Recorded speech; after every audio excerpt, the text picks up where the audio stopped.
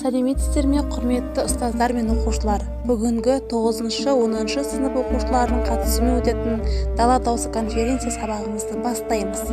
Конференция мақсаты адамзат танымының қалыптасуы, дамуы туралы мәдени, тарихи, географиялық білімін қалыптастыру. Міне, көрдің бе? Мынау таңғажайып табиғатта. Осының бәрі саған әсер етті. Сол үшін жер анаға, мынау киелі далаға алғыс айтамыз. Солай ма, Анатоль?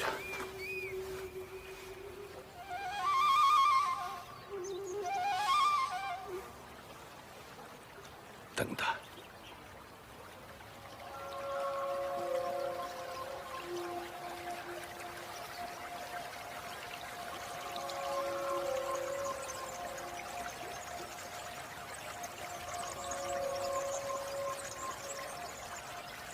Естідің бе? Енді сен ойнап көрші.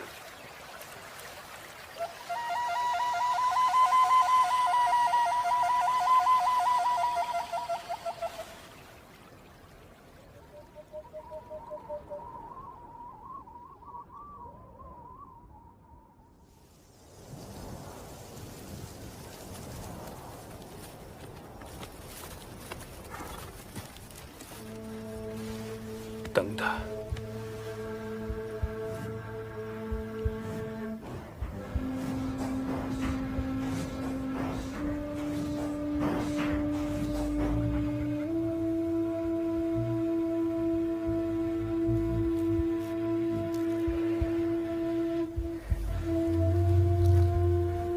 Естілеме? Адам әуелі өз жүрегін тыңдай білу керек. Өз жүрегінің соғысын. Содан кейін ғана күллі әлемді тыңдайсың. Түсіндің ғой? Тыңдашы дағы.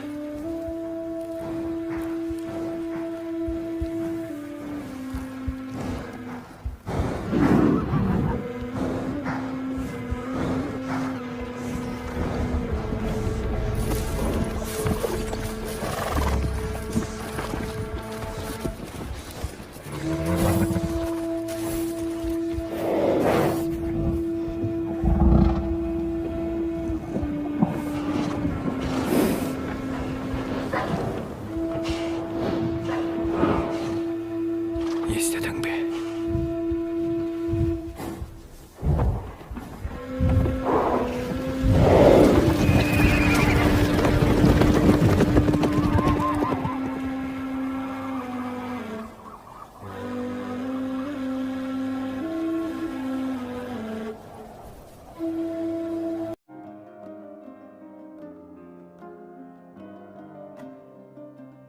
Түркістан екі дүние есігі ғой, Түркістан ел түріктің бесігі ғой.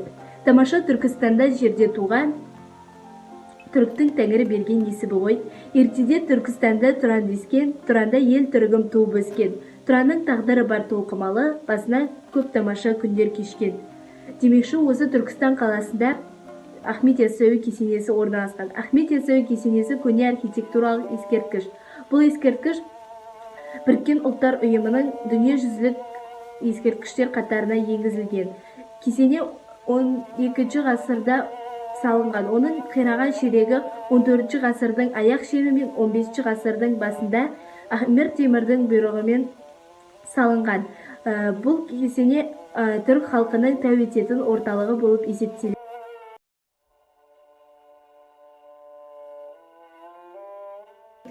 8-9 ғасырда Сыр елінде өмір сүрген.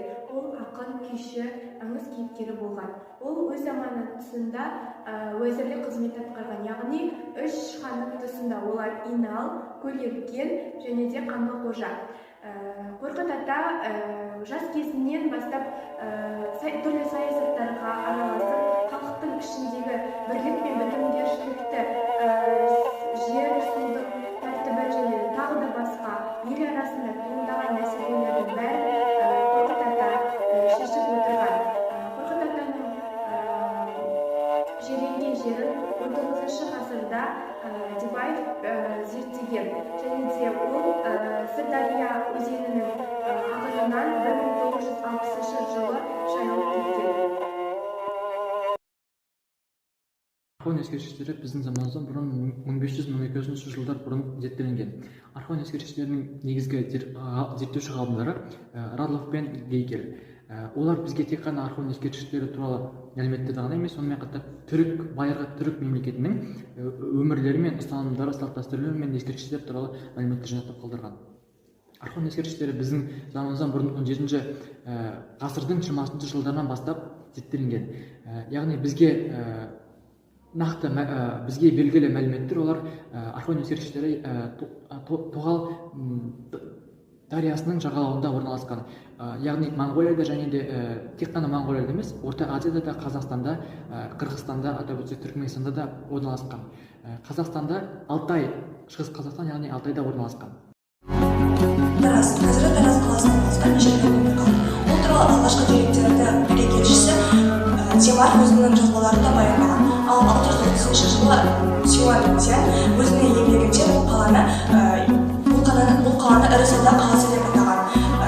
Тараз қаласы 7-8 ғасырда Ұлы Жібек жолымен бірігіп, қолөнер және сауда-саттық қаласы болып аталған. 10-шы ғасырда грек географы Аль-Мақдиси бұл қаланы халқы біртұтас, көне және де 4 қақпасы түгел және елді мекені біртұтас қала деп атаған. Негізінен бұл қала туралы көптеген деректерді Бардоль өзінің жазбаларында қалдырған. Ал басқа да археологтар бұл қала туралы көптеген мәліметтерді мысал айтатын болсақ, оның құрылысы, ғимараты, бейнелері туралы бүкіл мағлұматты қалдырып кеткен. Бұл қала Тараз қаласы 1-ші ғасырда 16-шы ғасырға өмір сүрген деген деректерді дәлелдеген.